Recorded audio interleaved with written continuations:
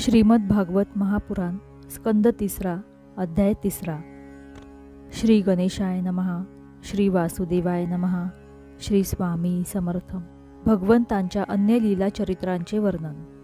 उद्धव म्हणतो, त्यानंतर आपल्या मातापित्यांना सुखी करण्यासाठी श्रीकृष्ण बलदेवासह मथुरेत आले आणि त्यांनी समस्त शत्रूंचे स्वामी असलेल्या कंसाला उंच सिंहासनावरून खाली ओढून त्याचे प्राण घेतले आणि ते प्रेत जोराने जमिनीवरून फरफटत नेले। सांदीपनी मुनींनी एकदाच शिकवलेल्या सांगोपांग वेदांचे अध्ययन करून गुरुदक्षिणेच्या स्वरूपात त्यांचा मृत पुत्र पंचजन नावाच्या राक्षसाच्या पोटातून परत आणून दिला। भिक्षक राजाची कन्या रुक्मिणी हिच्या सौंदर्याने आकर्षित होऊन किंवा रुक्मिणीने बोलावले म्हणून जे शिशुपालादी तेथे आले होते त्या सर्वांच्या डोक्यावर पाय ठेवून गांधर्व विधीने विवाह करण्यासाठी म्हणून रुक्मिणीचे हरण केले।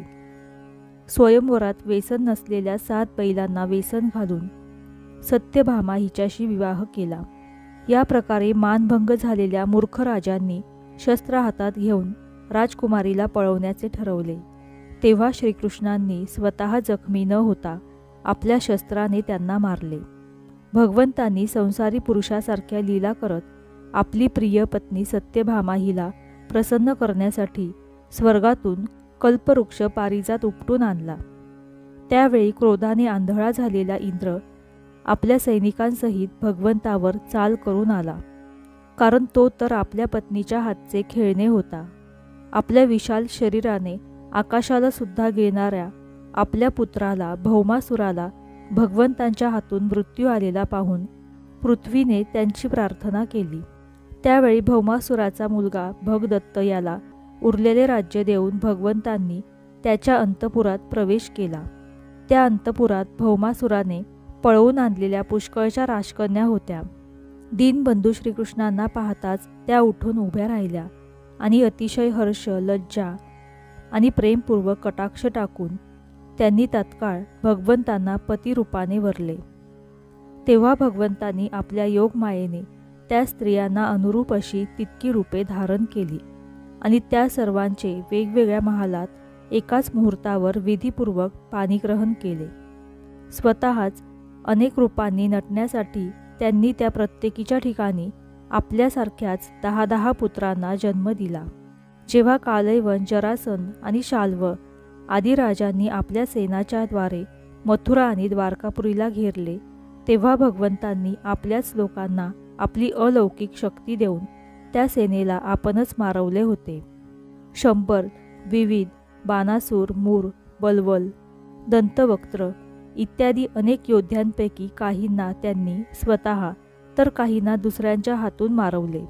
यानंतर त्यांनी आपले भाऊ धृतराष्ट्र आणि पांडूंच्या पुत्रांचा कैवार घेऊन आलेल्या राजांचाही संहार केला।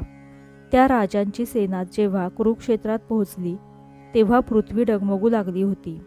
कर्ण, दुःशासन आणि शकुनी यांच्या दृष्ट सल्ल्याने ज्यांचे आयुष्य आणि संपत्ती दोन्हीही नष्ट झाले होते, तसेच भीमसेनाच्या गदेने ज्याची मांडी तुटली होती, त्या दुर्योधनाला आपल्या सहकाऱ्यांसह जमिनीवर पडलेला पाहूनही त्यांना प्रसन्नता वाटली नाही।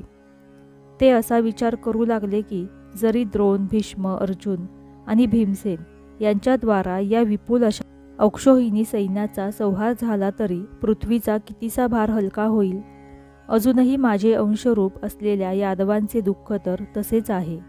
जेव्हा हे यादव मद्यपान करून मस्तवाल होतील आणि लाल झालेल्या डोळ्यांनी आपापसात लढू लागतील, त्यामुळेच यांचा नाश होईल।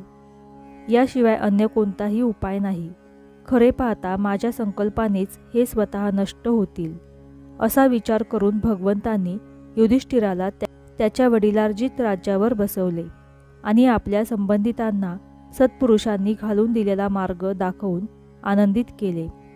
अभिमन्यूने उत्तरेच्या गर्भात जे पुरुवंशाचे बीज स्थापन केले होते ते सुद्धा अश्वत्थाम्याच्या ब्रह्मास्त्राने जवळजवळ नष्ट झाले होते, परंतु भगवंतांनी ते वाचवले।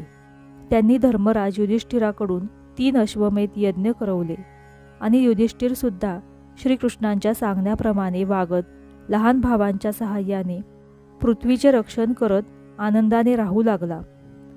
विश्वात्मा श्री भगवंतांनी सुद्धा द्वारकापुरीत राहून लोक आणि वेदांच्या मर्यादांचे पालन करीत सर्व प्रकारचे भोग भोगले, परंतु सांख्य योगानुसार भोगात ते कधी आसक्त झाले नाहीत. मधुर हास्य, स्नेहपूर्ण दृष्टी, अमृतासारखी वाणी, निर्मल चारित्र्य आणि सुंदर असे दिव्य शरीर यांनी लोक परलोक तसेच यादवांना आनंदित केले.